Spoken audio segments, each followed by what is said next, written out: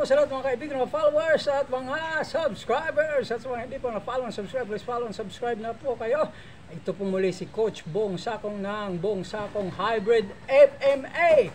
Okay, so ngayon naman pakita ko naman sa inyo yung instructional number 4 natin. Okay, so combination na siya ng dalawang palo at dalawang suntok. Or isang block, dalawang suntok, isang palo. Okay. Iniimbitahan ko pong muli yung mga may hilig sa martial arts at sa mga walang hilig sa martial arts na gusto rin naman o trip nyong gawin, subukan yung ganitong klase ng martial arts, Filipino martial arts na ibang klase naman tayo ng paggamit ng stick. Ganito po ang ating paghawak. Okay, nandyan siya, level ng inyong, nasa gitna ng inyong mga chin. Okay, in between ng inyong labi at ng chin. Okay, yan yung ating paghawak. And then as much as possible, 1 to 2 inches yung nakalabas ng inyong mga stick sa paghawak ninyo. Okay, ready to punch and then ready to strike din siya o palo. Alright, balik tayo dito. Kasi konting recap muna dun sa mga nakaraan natin. Okay, yung 1 natin ay bam, bam, bam. Sa ngayon lang nakakita o nakapanood nito. Okay, ano siya, 1, 2, and then atras 3. And then yung pangalawa, 1, 2, and then 3, 4. Alright, ganun lang siya. 1, 2, 3, 4. Okay, and then yung pangatlo natin, okay, balikan ulit natin. Sandali. Ito na siya. Okay. 1, 2, atras. Hawa mo. 1, 2, atras. So, yung magkakasama na siya. Okay. Ngayon, yung pang-apat natin, ito na ulit. Okay. 1 stick. Dapat yung distance. Dapat tansyado yung huwag kayo masyadong didikit. Kung alam nyo, hindi na maganda usapan. Pero hindi ko naman sinasabi na hindi pwede ito. Dahil kahit na nakadikit ka dito, pwede ka sumuntok dito. Alright? Pwede ka sumuntok dyan. Pwede. Hindi pwede ito, okay, sa ating style. Kung ganito kalapit, huwag ka lang papalo ng ganyan. Imbis na paluin mong ganon, isapok mo ng ganon. Alright? Or bam, bam. Ganon lang siya. Kasi pagka ganito, napakadaling salagin ito. Pag umangat lang yung kamay na ganon, wala ka na. At kung mahusay sa wrestling yon o judo, tapos ka na talaga. Okay? Kaya imbis na palo, alright, suntok. Alright? Bam! Bam! Or bam! Bam! Kaya mas mahirap salagin yan. Alright! So, number 4. Ito yung topic talaga natin ngayon. Nabalik lang tayo doon sa nakaraan. Okay.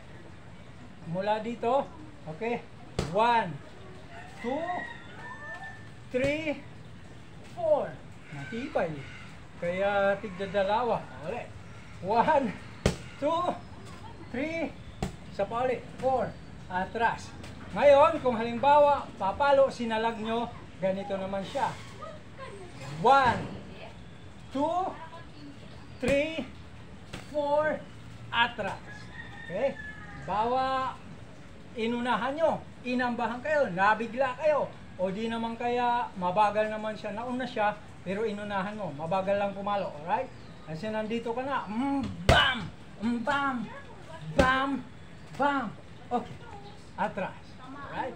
O kung pumalo naman, 1, ito yung block nyo, 2, 3, 4, okay, gano'n na siya, okay, atake, 1, 2, 3, 4.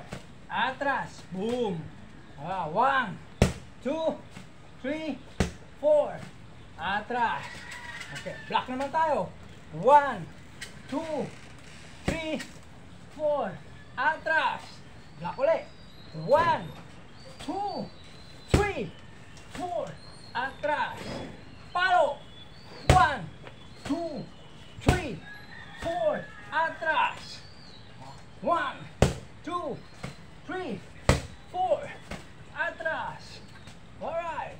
1, 2, 3, 4, atras. Palo.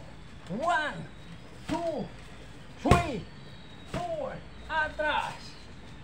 1, 2, 3, 4, atras. Palo. 1, 2, 3, 4, atras.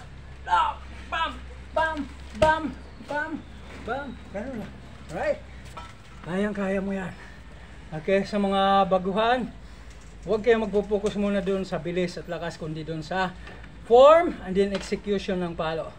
Okay, so habang tumatagal, unti-unti masasanay kayo. And then, dun na unti-unting lalakasan nyo na yung palo. Okay, and then bibilisan nyo na ng konti yung inyong mga footwork. Kailangan ma-build nyo yung tamang pundasyon ng footworks and then yung striking. Para sa ganon, hindi kayo mukhang lasing pagka nagsha-shadow kayo o di kaya naglalaro kayo ng stick. Okay? Salamat po! Hanggang sa muli! Ito po muli si Coach Bong Sakong ng Bong Sakong Hybrid FMA. Alright!